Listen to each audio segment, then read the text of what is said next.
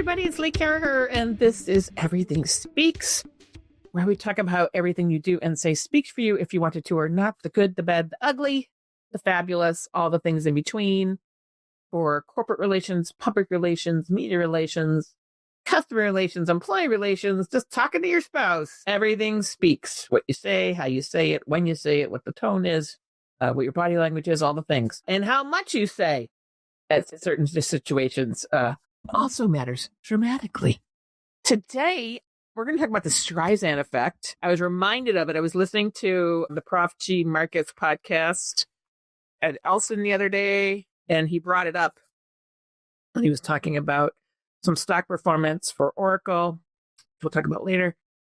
You know, I haven't heard that term in so long, but it's so important that we're going to do a podcast on it. And I might just, add some more examples of it later on in the year.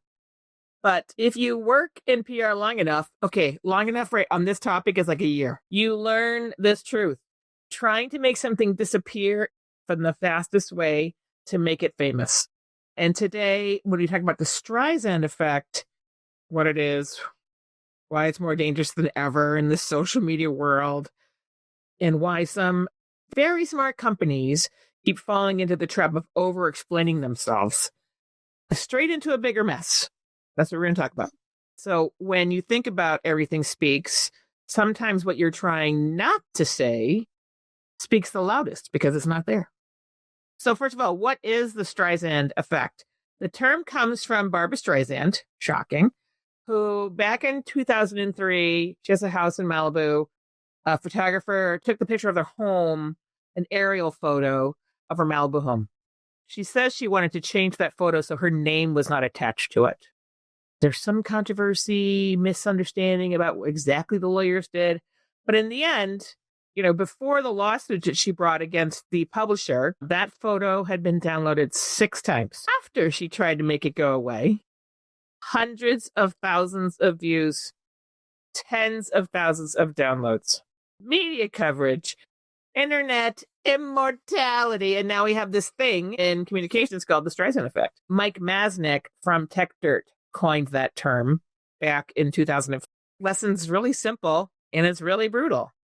When you try to hide, suppress, or aggressively explain away something minor, you often amplify it instead. And we, as professionals, media relations and communications professionals, should never forget that. And the internet definitely never forgets it. That's for sure. So why is it worse today? Well, it's worse today because of everything we deal with today.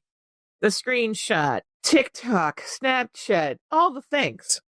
2005 is when that term was done. 2003 is when the situation happened. Oh my gosh, Twitter was just getting off the ground. We live in a world where screenshots beat statements, threads beat press releases, and silence for 5 minutes feels like an eternity to executives who are like, oh my God, there's something's out there. And the risk isn't just saying nothing. The risk is saying too much, too fast, and too defensively before you actually understand the situation. So yes, it feels like it's pressing. But you got to take a beat. You got to take a breath and assess the situation. Any rush to fix usually backlashes, usually backfires on the situation. So you've seen this. I'm going to say what the things are, and then you're going, oh yeah, this, and this. But let's just talk about the over-explainer statement. It's 12 paragraphs long, 10 to 12 paragraphs long. It's legal language sort of interspersed into the corporate empathy, corporate values discussion. It's got charts, it got footnotes, it got timelines, clarifications no one asked for. And what happens? People don't think, wow, how transparent. They think, wait, what are they trying so hard to hide? Over-explaining signals nervousness, not confidence. And nervousness invites scrutiny. You just have to look no further than the Baldoni Lively lawsuit. Just for the back and forth, what was explained, what was omitted, everything comes out in the end. So the harder people push to obfuscate, the more the world doubts what they're saying. Oracle just recently tried to Well, they were under pressure. Their stock went down in basically because they tweeted something about the hyperscalers and their place in the AI world, and which is everybody in software. This week, I'm recording this on February 5th. Software's been in a tanking situation all week long. The discussion around AI and CapEx expenditure, all the things. But Oracle probably is a good example of what not to do in these situations because it's done it several times. Right? It posts long technical blog posts. They do a defensive executive quotes. They have explanations on top of explanations on top of explanations. And instead of coming the conversation, it extended it. And particularly in Wall Street, where everything's sort of very twitchy, reacts to anything, their stock went down even further after they explained. And the message shifts from this happened or this is what's going on to why are they still talking about this? This is like a normal course of business. And that's the Streisand effect at work, not just through suppression, but through excessive, extensive justification. A couple other examples of this, United Airlines. I think they've probably learned their lesson.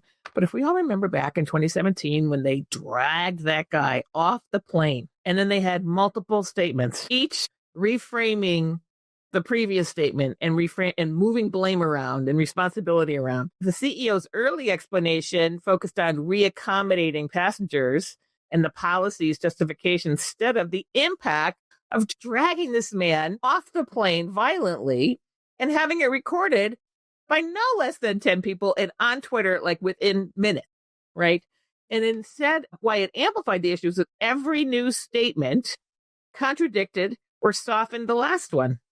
The public outreach increased every single time they made a clarification that muddied the waters.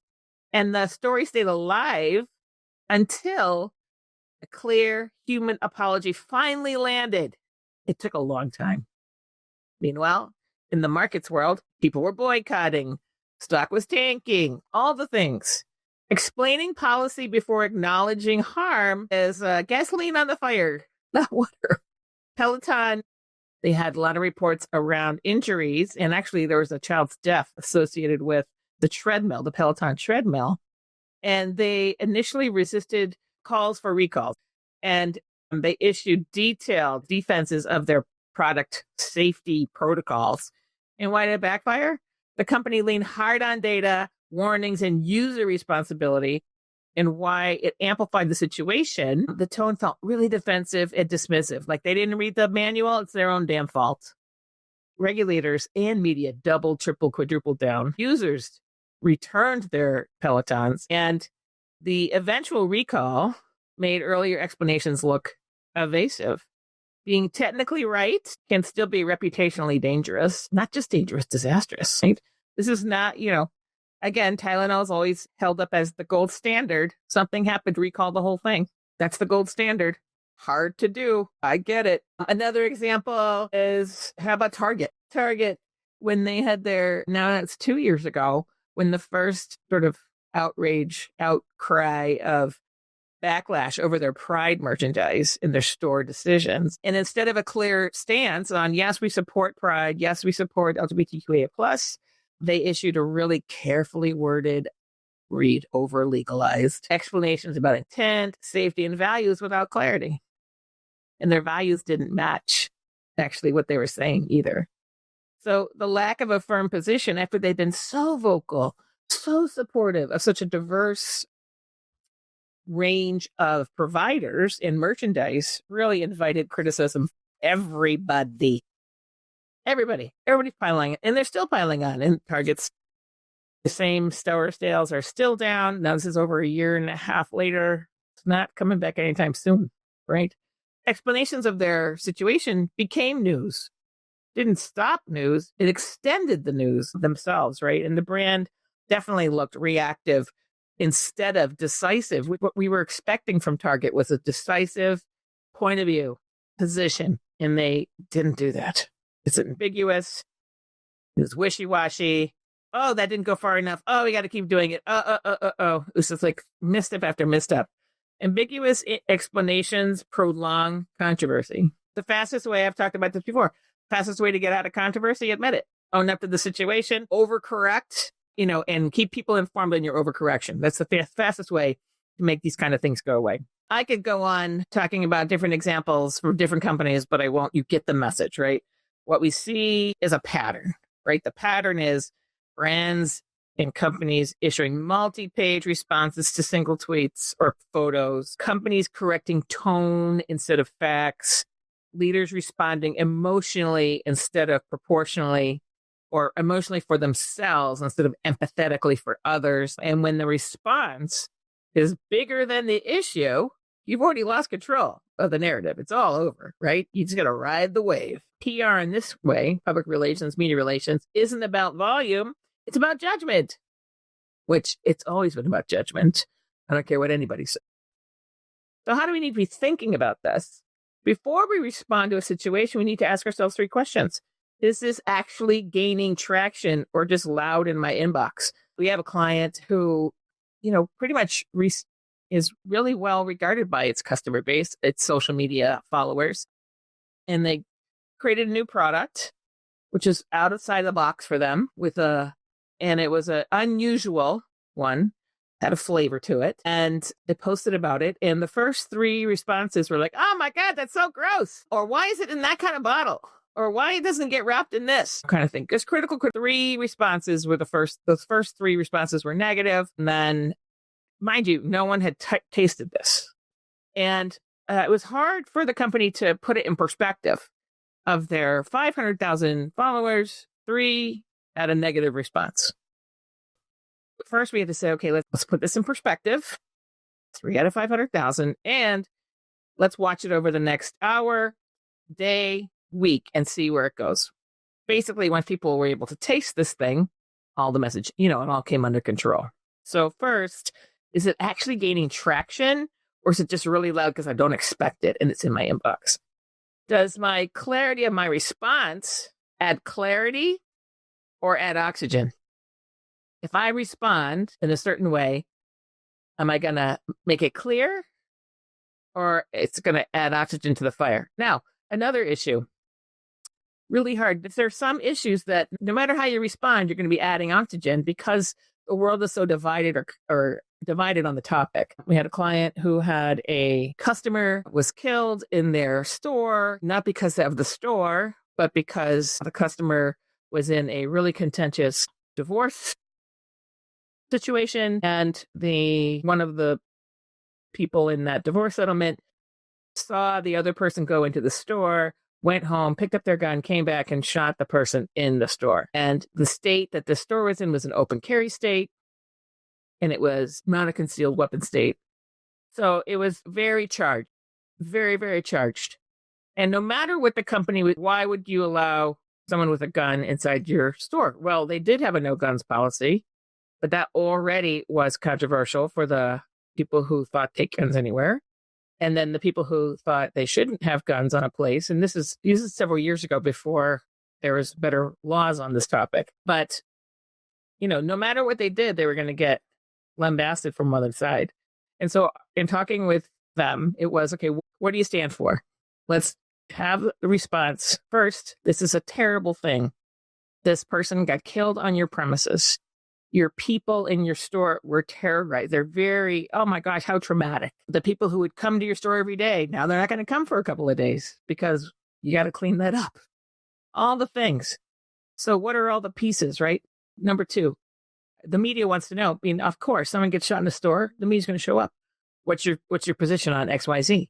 Well, at that time, the company didn't have a position on that because it hadn't been an issue yet. Now it became an issue.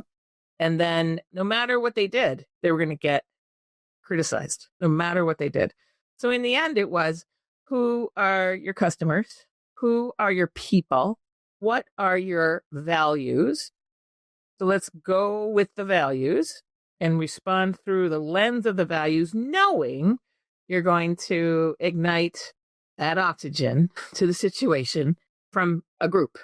And if you don't do it, you'll get the other group oxygen. So sometimes you got to take, is there a win situation? The win is the long game. The win is the long game in the situation. Today, no one remembers that situation for that company because they were acted within their values. They rode the wave. They had to handle it, but it went away because they rode the wave of their values, the law, and the empathy for the customer and their team. So that was a weighing of the situation. So sometimes your response can't do anything but add oxygen, but that's very, very rare. That's a great example of something that always is going to add oxygen, but that's only 1% of situations are that way. So does my response add clarity to the people who matter most to me? My people, my team, my investors, my shareholders, my stakeholders, my customers, my whatever. Does it add clarity for them, or does it add oxygen to the criticism? If I say nothing, does the story die down on its own? Now, this is a new thing, right? I mean, always, every time you respond is a place for someone else to respond to you. So if you respond, you probably are, and you're notable, you are prolonging the story. You really got to weigh whether or not it's worth it to prolong the story. Silence is not weakness. Restraint is not avoidance. Sometimes the strongest move is we're aware, we're addressing it, and we'll update if needed. And then you just stop talking. You just stop talking because once you figure it out, you'll provide the update. But until you figure it out, there's nothing to do. In crisis communications, we often talk about this like for a recall. When a recall is happening and health is at risk, like really a serious recall, salmonella. And when you don't know, your product is implicated. Yes, our products are implicated. We don't know which ones yet. Please don't eat anything. Please don't eat this product until we can tell you that it's safe. We'll be back to you in 2 hours. You might not be able to figure it out in 2 hours, but you come back in 2 hours and you say, the update is we don't have an update. Please still don't eat it until you know the information, but you're at least providing a touchstone on when you're going to have information or have an update, even there isn't an update. We are aware, we're addressing it, we'll update if needed. Chronic recall when someone could die is not that situation. It's not. Most situations, though, are the situation. You screwed up, something happened, you know you need to address it, but you're not sure what you should be doing. Don't jump to conclusions, right? Stop talking.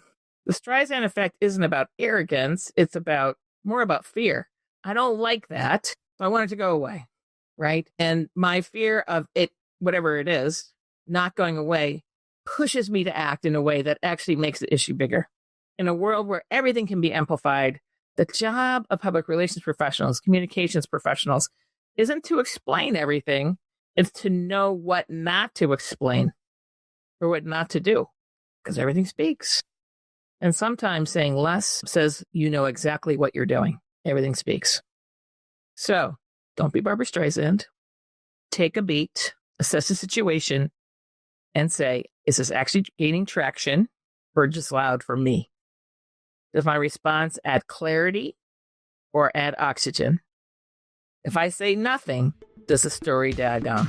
And the answers to those questions would be the guiding force on how or if to respond. All right, everybody.